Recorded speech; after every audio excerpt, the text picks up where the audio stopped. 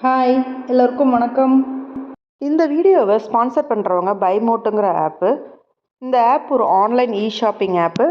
இது play ஸ்டோர்லேயும் app ஸ்டோர்லேயும் அவைலபிளாக இருக்குது. அதே போல் இதோட ஆப்போட லிங்க் டிஸ்கிரிப்ஷன்லேயும் கொடுத்துருக்கேன்.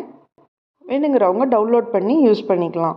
இந்த ஆப்பில் நமக்கு தேவையான நம்ம எல்லோரும் யூஸ் பண்ணுற மாதிரி பொருள் தான் இருக்குது.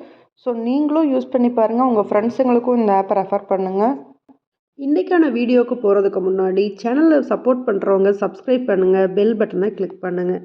அப்போ தான் உங்களுக்கு அடுத்தடுத்த நோட்டிஃபிகேஷன் உங்களுக்கு வரும். தாத்தாவின் அறிவு. ஒரு ஊரில் ஒரு மிகப்பெரிய ராஜா இருந்தார். ஒரு நாள் அந்த ராஜா வெளிநாட்டுக்கு போக நினச்சாரு. அதனால் தன்னோட 30 வயது மகனை அரசராக நியமித்தார். வயசு கொஞ்சமாக இருந்தாலும் அமைச்சர்களோட ஆலோசித்து நல்லபடியாக ஆட்சி செஞ்சால் நிரந்தர அரசனாக உன்னை நியமிக்கிறேன்னு சொன்னார். ஆனால் திடீர்னு பதவி கிடைச்சதால அகங்காரம் வந்துடுச்சு அந்த புது அரசருக்கு.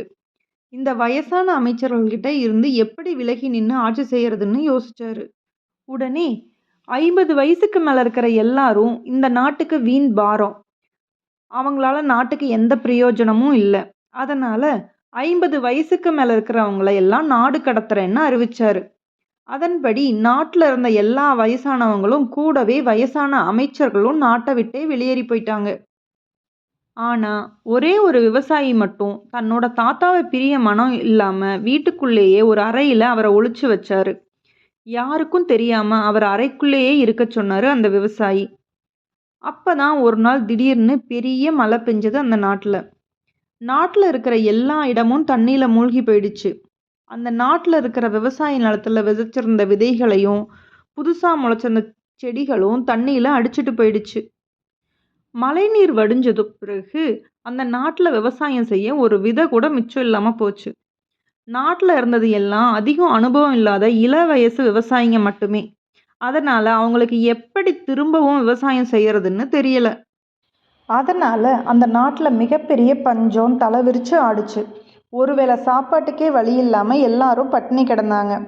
இந்த விஷயத்த தன்னோட தாத்தா கிட்ட, எங்களுக்கு இப்போ விவசாயம் செய்ய ஒரு பிடி விதைகள் கூட இல்லைன்னு சொன்னான் அந்த இளம் விவசாயி.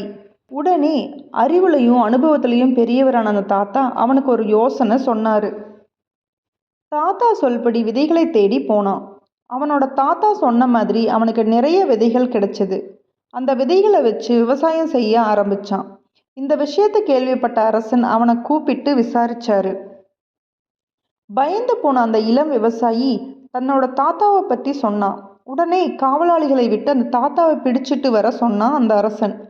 அரண்மனைக்கு வந்த அந்த வயசான தாத்தா கிட்ட, எப்படி நீங்கள் மட்டும் விதைகளை கண்டுபிடிச்சு விவசாயம் செய்கிறீங்கன்னு கேட்டான் அந்த அரசன். அதுக்கு அந்த தாத்தா சொன்னார், இந்த உலகத்தில் ஒரு பயனுள்ள பொருள் தனக்கு உணவாவோ இல்லை மதிப்பாவோ இருந்தால் மட்டுமே ஒருத்தன் அதை சேமித்து வைப்பான். அது மாதிரி தான் விதைகளை உணவாக எடுத்துக்கிடுறது நாம் மட்டும் இல்லை, பறவைகளும் தான். அதனால் பறவைகள் அதிகம் வாழுற பழைய பெரிய மரங்களுக்கு அடியில் பறவைகளோட எச்சம் இருக்கும். அதில் கண்டிப்பாக விதைகள் இருக்கும்னு சொன்னேன். அதே மாதிரி விதைகளை மதிப்புமிக்கதான் நினச்சி சேமித்து வைக்கிறது எறும்புகள் தான். அதனால் எறும்புகள் கூட்டமாக வாழுற புத்து எல்லாத்தையும் தேடி பார்க்க சொன்னேன்.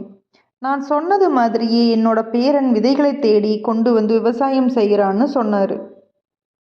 அப்போதான் மூத்தவங்களோட அனுபவ அறிவுக்கு முன்னாடி இளைஞர்கள் எப்பவும் தோற்று போகிறாங்கன்னு புரிஞ்சுக்கிட்டான் அந்த அரசன். உடனே நாட்டை விட்டு வெளியேறின எல்லா முதியவர்களையும் வயசான அமைச்சர்களுக்கும் செய்தி சொல்லி திரும்ப கூட்டிட்டு வந்தான். திரும்பி நாட்டுக்கு வந்த அனுபவசாலிகளின் பேச்சு கேட்டு நல்லபடியாக ஆட்சி செய்ய ஆரம்பித்தான் அந்த புது அரசன். கொஞ்ச நாட்களுக்கு அப்புறமா அந்த நாட்டுக்கு திரும்பி வந்த பழைய அரசர் தன்னோட மகன் தன்னை விட புத்திசாலியாக நாட்டை ஆட்சி செய்கிறத பார்த்து அவனையே நிரந்தர அரசனாக அறிவிச்சாரு. இந்த வீடியோ உங்களுக்கு பிடிச்சிருந்ததுன்னா லைக் பண்ணுங்கள், கமெண்ட் பண்ணுங்கள், ஷேர் பண்ணுங்கள். தேங்க்யூ. அடுத்த வீடியோவில் பார்க்கலாம். பாய்.